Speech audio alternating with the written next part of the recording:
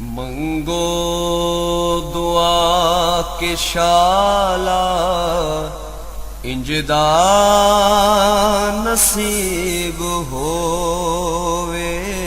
मंगो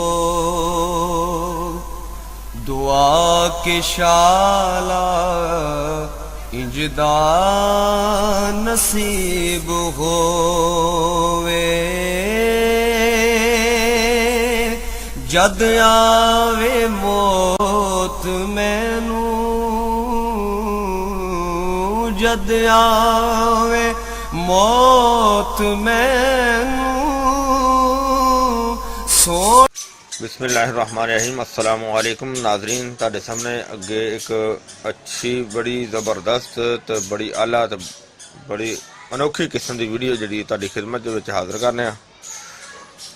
बल्कि हाज़र की कि इहदे बहुत ही अच्छे तो बड़े ही ज़बरदस्त फ़ायदे ने और ये जरा नुस्खा है और ये तकरीबन हर उम्र तो नहीं किया जा सकता, बल्कि आगे कम अज़ कम जरा ना कोई 25 साल की उम्र तक जरा ना वो कद वधाया जा सकता है।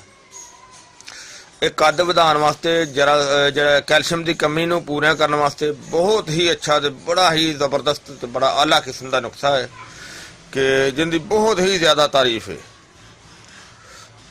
तो आइटमां तो सिर्फ 3 ही ने, तो यह नुस्खा बड़ा ही अच्छा है। उम्मीद है कि तुहानूं वैसे भी बहुत ही अच्छा तो बड़ा ज़बरदस्त लगेगा। और इस वीडियो नूं तुसीं लाजमी जरा ना कि लाइक करियो, शेयर करियो, सबसक्राइब करना बिल्कुल नहीं भूलना। और शेयर करना जरा ना तो हकीकत गल है कि सदका जारी है, इस वजह तो कोई होर भी देखेगा तो और उनका तुहानूं बेहतरीन फ़ायदा होएगा। और यह जिहड़ियां चीज़ां ने सिर्फ 3 चीज़ां ने कि जिहड़ियां तुहाडे सामने पेश खिदमत ने कि इन्हां विच सिर्फ एक चीज़ हैगी है। वैसे तो तकरीबन हर बंदे नूं इन्हां चीज़ां दा इलम हुंदा है, लेकिन मैं तुहानूं ये दसदा जावां। जिहड़ी पहली आइटम है ये हालों है।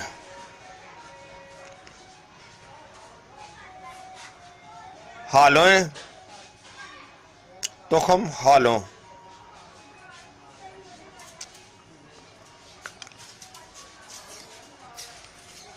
दूसरी आइटम जी तुम देख रहे हो कुश्ता मरजान है।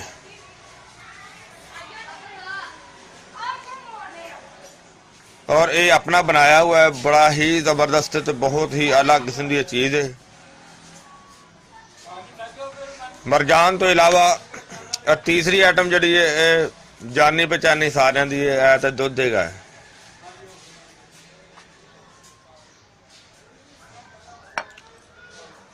और इसका बनाने का तरीका कार ये वे कि जो तुहानूं पहले बीज दिखाए ने सिर्फ 10 ग्राम लेने ने,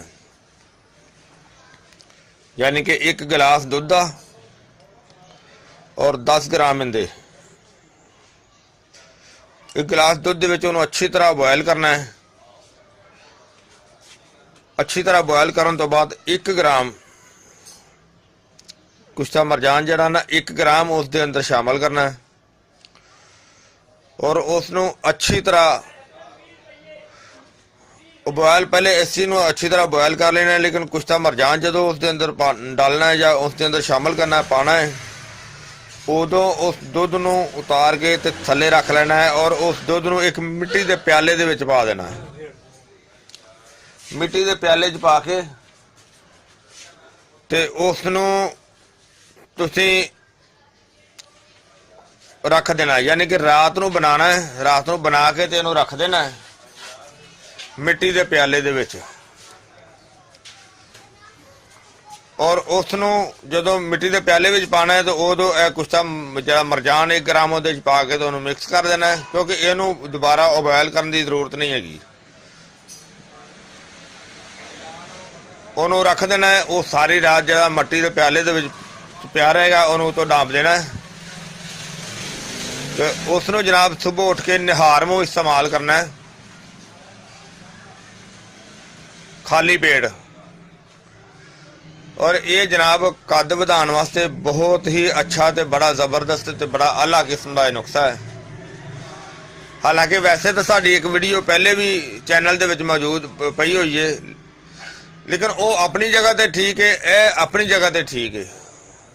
ਦੇਖੋ ਹਰ ਨੁਕਸੇ ਦੇ ਵਿੱਚ ਰਿਜ਼ਲਟ ਹੁੰਦਾ ਹੈ, ਜ਼ਰੂਰ ਹੁੰਦਾ ਹੈ, ਲੇਕਿਨ ਇਹ ਕਿ ਕੁਝ ਬੰਦਿਆਂ ਦੀ ਜਿਨ੍ਹਾਂ ਨੇ ਇਸਤੇਮਾਲ ਕਰਨਾ ਹੁੰਦਾ ਹੈ, ਕਿਸੇ ਦੀ ਤਬੀਅਤ ਜਿਹੜੀ ਨਾ ਕਿਸੇ ਹਿਸਾਬ ਨਾਲ ਹੁੰਦੀ ਹੈ, ਗਰਮ ਹੁੰਦੀ ਹੈ, ਕਿਸੇ ਦੀ ਖੁਸ਼ਕ ਹੁੰਦੀ ਹੈ, ਕਿਸੇ ਦੀ ਬਾਦੀ ਹੁੰਦੀ ਹੈ, ਕਿਸੇ ਨੂੰ ਜ਼ਿਆਦਾ ਸ਼ੂਟ ਕਰ ਲੈਂਦਾ ਹੈ, ਕਿਸੇ ਨੂੰ ਘੱਟ ਸ਼ੂਟ ਕਰਦਾ ਹੈ ਨੁਕਸਾ।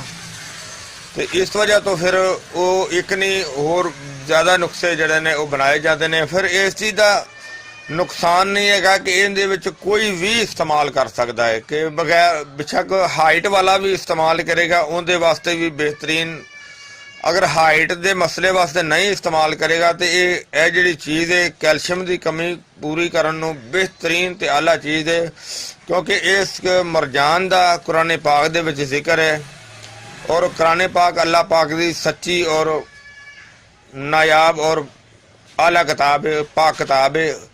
और उस किताब दे विच इस सूरा अर-रहमान दे विच इस दा जिक्र है। और जिहड़ा उस दे विच जिक्र होवे वो तो चीज़ गलत हो सकती नहीं, बल्कि अल्लाह पाक दी बनाई हुई जड़ी बूटी तो कोई भी गलत नहीं है। लेकिन जदों एक चीज़ का खास जिक्र आंदा है उस दे विच उहदे फवायद जिहड़े ने वो होर खास हुंदे ने और ज़्यादा और आला फवायद हुंदे ने। ते इस वजह तो ये चीज़ एक मरकब एक नुस्खा ये चीज़ बनाई गई है। इंशाल्लाह इनका रिजल्ट भी आजमाया हुआ है, बहुत अच्छा रिजल्ट है। तो उम्मीद है इंशाल्लाह कि ये तुहानू वीडियो जी ना अच्छी लगी होगी, इन्हू तुसीं लाइक करियो और इन्हू शेयर करियो, सबसक्राइब करना बिल्कुल नहीं भूलना। तो अगली वीडियो नाल फिर मिलांगे। इजाजत, अल्लाह हाफिज़, अस्सलाम वालेकुम वरहमतुल्लाहि वबरकातुहू। गए बदेरे सरकार नू कमांगे, गम हो गए बदेरे सरकार नू कमांगे। दरदान पाएगे रे, दरदान पाएगे